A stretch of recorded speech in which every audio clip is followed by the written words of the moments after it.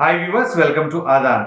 Russia ఉక్రెయిన్ల మధ్య యుద్ధం ఫిబ్రవరి నెలాఖరులో మొదలైంది. ఇప్పటికీ సాగుతూనే ఉంది.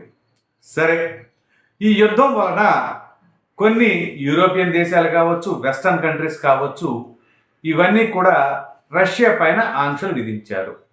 ఏ దేశం కూడా ఎటువంటి వ్యాపార లావాదేవీలు ఆ రష్యాతో పెట్టుకోవద్దని చెప్పేసి చెప్పారు. దానిలో భాగంగా ముఖ్యంగా వీటన్నిటికీ ఆధిపత్యం వహిస్తుంది ఎవరు అంటే అమెరికా. ఆ విషయం తెలియదు ఏం కాదు. నాటో దేశాలకు కానీ ఈ యొక్క శాంక్షన్స్ గురించి ఈ రష్యా పైన ఉండాలి అన్నట్లుగా అమెరికా చెప్పింది. దాన్ని మిగిలిన దేశాలన్నీ కూడా పాటిస్తూ ఉన్నాయి. మనమైతే రష్యాతో సత్సంబంధాలు కొనసాగుతూనే ఉన్నాయి. మనం వ్యాపార లావాదేవీలు చేసుకుంటూనే ఉన్నాము. వాళ్ళు కూడా మనకి కొంత ఆఫర్స్ ఇస్తున్నారు. ఎవరు? ఈ రష్యా వాళ్ళు. సో మన వ్యాపార లావాదేవీలు వాళ్ళతో కొనసాగుతూ ఉన్న క్రమంలో అప్పుడు ఆ వెస్టర్న్ కంట్రీస్ మనల్ని ఒక మాట అన్నారు. ఏమని? మీరు ఆ రష్యాతో వ్యాపార లావాదేవీలు జరిపి వాళ్ళకి ఆర్థికంగా ఇబ్బంది లేకుండా మీరు చేస్తున్నారు, దానివల్ల వాళ్ళు యుద్ధం కొనసాగిస్తున్నారు. అంటే మన దేశం ఇండైరెక్ట్గా రష్యాకి సపోర్ట్ చేసి యుద్ధం చేయమంటుంది అన్నట్లుగా వెస్టర్న్ కంట్రీస్ చెప్పొచ్చాయి. ఈ విషయం ఇలా పక్కన పెడితే ఇప్పుడు ఏం జరుగుతుంది అంటే, జర్మనీకి రష్యా నుంచి గ్యాస్ సరఫరా అనేది ఎప్పటి నుంచో జరుగుతూ ఉంది. ఈ శాంక్షన్స్లో భాగంగా ఉన్నా సరే వీళ్ళకి మాత్రం ఆ గ్యాస్ సరఫరా అవుతూ ఉంది. జర్మనీ మనకు తెలియదేం కాదు, ఎందుకంటే చాలా స్ట్రాంగ్ కంట్రీ అది. ఎట్లాగంటే ఇండస్ట్రియల్గా కావచ్చు, ఆర్థికంగా కావచ్చు, టెక్నాలజీ పరంగా కావచ్చు, అన్ని విధాలా కూడా చాలా స్ట్రాంగెస్ట్ కంట్రీ ఈ జర్మనీ. మరి అటువంటి జర్మనీ కూడా రష్యా మీద కొంత డిపెండ్ అవ్వాల్సి ఉంది. ఏది? ఈ గ్యాస్ సరఫరా విషయంలో. అయితే రష్యా నుంచి నార్త్ స్ట్రీమ్ అనే పైప్ లైన్ ద్వారా వీళ్ళకి వెళుతుంది. ఈ పైప్ లైన్ ద్వారా గ్యాస్ సరఫరా అనేది జరుగుతుంది రష్యా నుంచి. అయితే ప్రతి సంవత్సరం ఈ పైప్ లైన్ మరమ్మతుల పని అనేది కొంత టైం పడుతుంది. దానికి ప్రతి సంవత్సరం జరుగుతూనే ఉంటుంది. దాని గురించి ఈ జూలై 11 అంటే నిన్న జూలై 11 నుంచి ఒక 10 రోజుల పాటు ఈ మరమ్మతుల పని గురించి అయితే గ్యాస్ సరఫరాని ఆపేస్తున్నాం అని చెప్పేసి రష్యా చెప్పింది. సరే, అసలు నార్త్ స్ట్రీమ్ అంటే ఏంటి అంటే, రష్యాలోని వ్యోబార్గ్ నుంచి జర్మనీలోని బ్యూబిన్ వరకు 1224 కిలోమీటర్లు బాల్టిక్ సముద్రంలో నిర్మించిన పైప్ లైన్ అది. మరి ఈ పైప్ లైన్ ఎప్పుడు గ్యాస్ సరఫరా అనేది అవుతూ ఉంటుంది. ప్రతి సంవత్సరం 55 బిలియన్ క్యూబిక్ మీటర్ల గ్యాస్ అయితే సరఫరా అవుతుంది ఈ పైప్ లైన్ ద్వారా రష్యా నుంచి జర్మనీకి. మరి ఈ మరమ్మతుల పని సంబంధించి ఒక 10 రోజులు అయితే బ్రేక్ ఇస్తున్నాము అని చెప్పేసి రష్యా చెప్పింది. ఇప్పుడు జర్మనీకి డౌట్ ఎందుకు వచ్చింది అంటే, ఈ ఆంక్షలు విధించాం కదా, దాని గురించి రష్యా ఏమన్నా మనసులో పెట్టుకొని వీళ్ళు ఇంకా ఈ 10 రోజులను ఇంకా ఎక్స్టెండ్ చేస్తారా అనేది డౌట్. దీనికి ముందు ఏం జరిగింది అంటే, జూన్ నెలలో ఈ యొక్క మరమ్మతుల పనికి సంబంధించే వీళ్ళ టర్బైన్ కావాలని చెప్పేసి కెనడాని అప్రోచ్ అయ్యారు.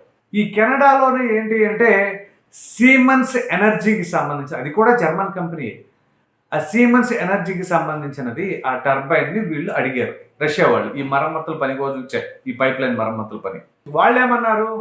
శాంక్షన్స్లో భాగంగా ఈ టర్బైన్ ఇవ్వడానికి కుదరదు, మీ మీద ఆంక్షలు ఉన్నాయి కదా అని చెప్పేసి అప్పుడు వాళ్ళు చెప్తారు. సరే అని చెప్పేసి రష్యా సైలెంట్ అయిపోయింది. ఈ మరమ్మతుల పని గురించే వీళ్ళు ఇప్పుడు గ్యాస్ 10 రోజులు ఆపేస్తామన్నారు. ఆల్రెడీ వీళ్ళు ఎప్పుడైతే టర్బైన్ అడిగారో అక్కడే 60% కొంత తగ్గింది గ్యాస్ సరఫరా అనేది. అంటే జూన్ నెలలోనే ఈ జర్మనీకి సాధారణంగా పంపించే దాని మీద 60% తక్కువ పంపించారు. కొంచెం ఇబ్బంది పడుతున్నారు. ఇప్పుడు ఆల్రెడీ పారిశ్రామికంగా చాలా స్ట్రాంగ్గా ఉంది జర్మనీ. మరి అటువంటి టైంలో వీళ్ళు గ్యాస్ కనుక కరెక్ట్గా సప్లై చేయలేకపోతే వాళ్ళకి ఎకనామికల్గా దెబ్బ పడుతుంది ఖచ్చితంగా జర్మనీకి అనేది. సో ఇప్పుడు జర్మనీ ఏమంటుంది? టర్బైన్ మేము ఇస్తాము అంటే, జర్మన్ కంపెనీది సీమెన్స్ ఎనర్జీ అనేది.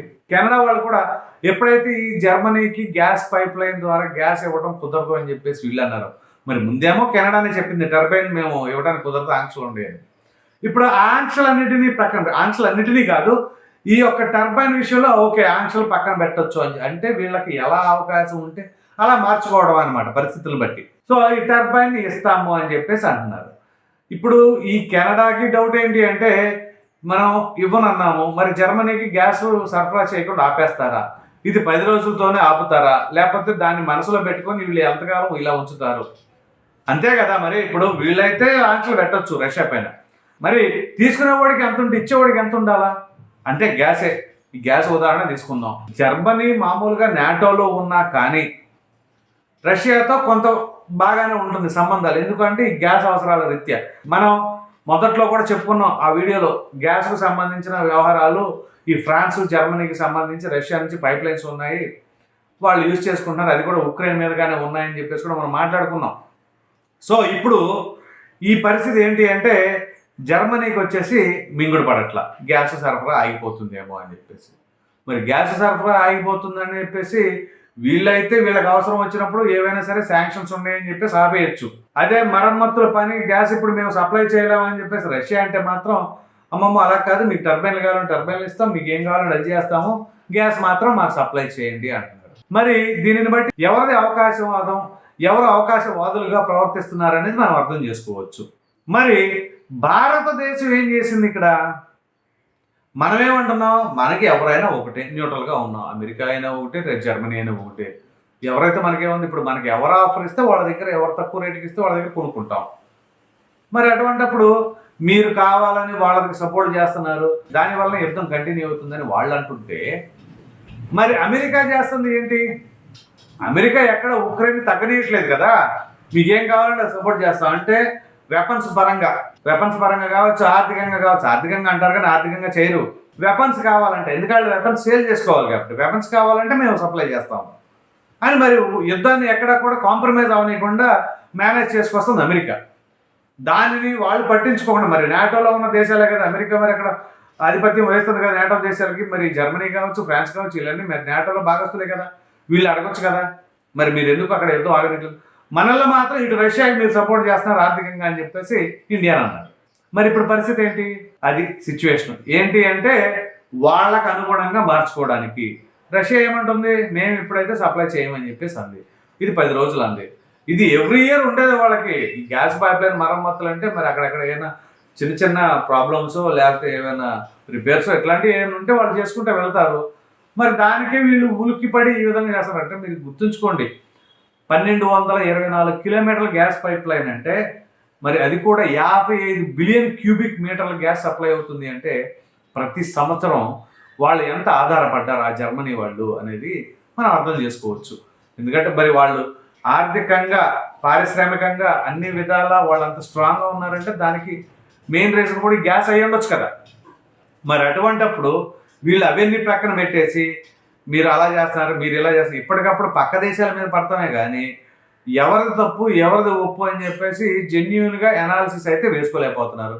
లేదు కావాలనే ఎదురు వాళ్ళని ఇలా బ్లేమ్ చేస్తున్నారా, మరి అర్థం చేసుకోవాల్సిన పరిస్థితి అయితే ఉంది.